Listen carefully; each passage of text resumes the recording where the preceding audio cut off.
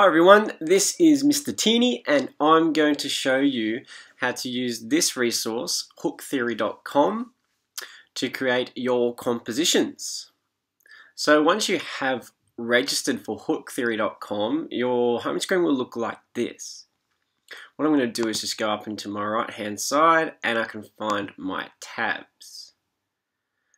My tabs is where you can launch your creative process. So all you need to do is click New and it should come up with a blank canvas for you to write in your composition. Here's a bit of instructions, but I'll just get rid of that right now so we got the full screen. Here we are. The 1-5-6-4 progression is probably one of the most recognized and probably one of the most easiest progressions that you can use to improvise a melody and to create a whole song structure from. So what I'm going to show you is how to enter this chord progression into Hook Theory. What you do is we can highlight the chord we want to use. Obviously it's 1, 5, 6, 4, starting with 1, and we can put it down here into our hook tab. I'm going to drag this one across the whole bar with these lines representing the bar lines and these representing the beats. So I've dragged it across the whole bar so it's sustained for that whole bar. My next chord is going to be 5, S. Now if you wanted to be a little bit more creative, you can add in some maybe chord suspension. So let's try and do it on the chord 4. Yeah, let's put a suspended 4 in. So I'm going to make that for 2 beats. And the resolution into chord 4 for 2 beats. Let's have a listen. This is our progression.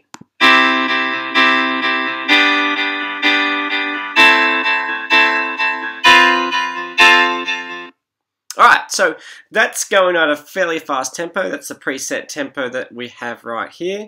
If your song, you'd want to make it more of a power ballad or something like that, I'll suggest going down to around 80 beats per minute. Let's have a look at that.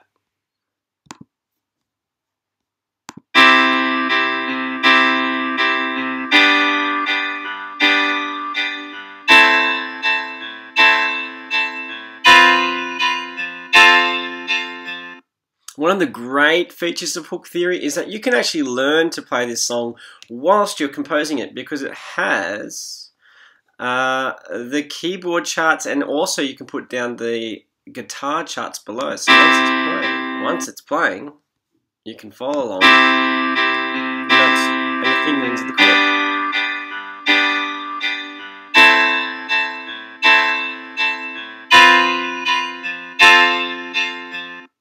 And just to show you how to get the guitar chart instead of the keyboard, you can just choose it up here.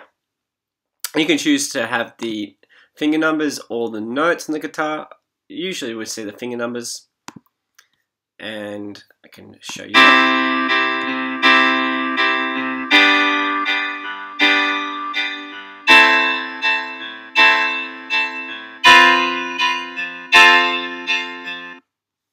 Cool, right? Alright, so next step. Well, the next part of our process is to create a melody to go with the chords. The best way usually to do this is just to have fun and improvise and experiment to see what you can come up with to fit along. Some people like to do that differently. Some people like to perhaps sing a melody. Some people like to perhaps play a melody on the piano, see how it fits along with the chords. I'll give it a go by trying to sing a melody, and I'll do that whilst just playing along with the chords from Hooktheory.com. I would like to write a song to show you how to be a rock star. We can go with that. So our next step is to dictate the melody, which means it's to find out what notes you've actually sung, so you can then put it down onto the Hook Theory hook tab. I think the best way to do that is just to find the notes on the piano. So you might use the play along from Hook Theory and then play it with the right hand, or you can just use the chords on the piano. So let's give it a shot.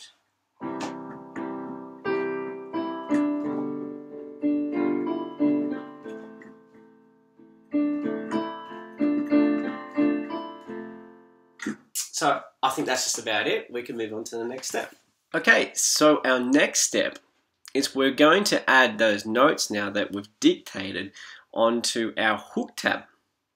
Okay, so that simply is we click up on this other menu that's above the chord menu, and you can see the notes of the C major scale have come up on our numbers. We can use our number keys to put down those notes.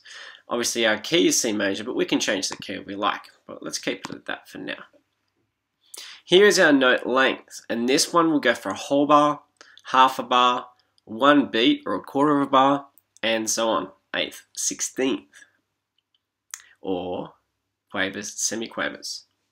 So my melody started with a rest, so I'm going to put a rest down, and my rest went for 2 beats, or half the bar. There it is. Then I can put my notes down. I'm going to do that and put the number key down for G, which is 5. And then that, and put the number count down for E, and then D, and then so on. I add rest because I'm going to rest on the next section, and so on.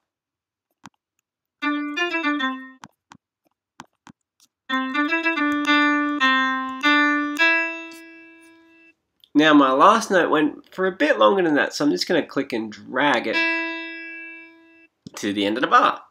Let's have a listen.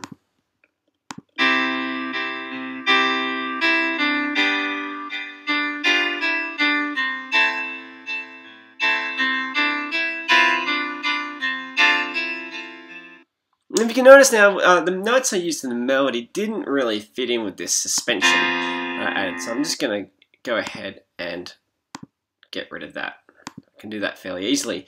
But you really should be experimenting with the different inversions and suspensions of chords that you can find here, because they can create some really cool and especially really unique sounds for your composition.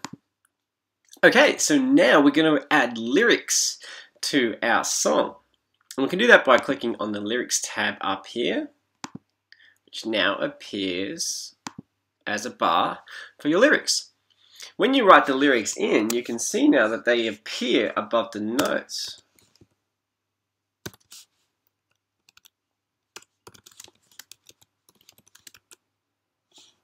Now, if you have lyrics with 2 syllables, or lyrics that use melisma, meaning that there's one syllable split over 2 notes, like I did with the word song, you use a dash, and we can do that here. There we go.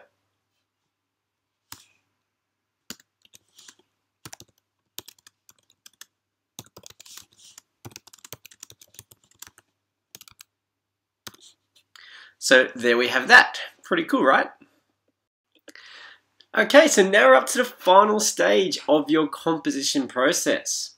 Having said that, I've only written one phrase and you should be writing a whole song.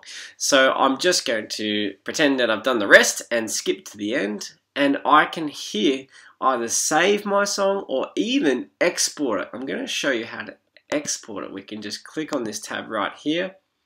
We can export it as tabs or a score or even a MIDI. Today I'll choose score. Let's pretend we're handing it in for a composition assessment. And what it produces is a PDF of my song. There you have it. So hopefully you can now understand how to use this resource. It's such a fantastic way of composing new songs, and it's free.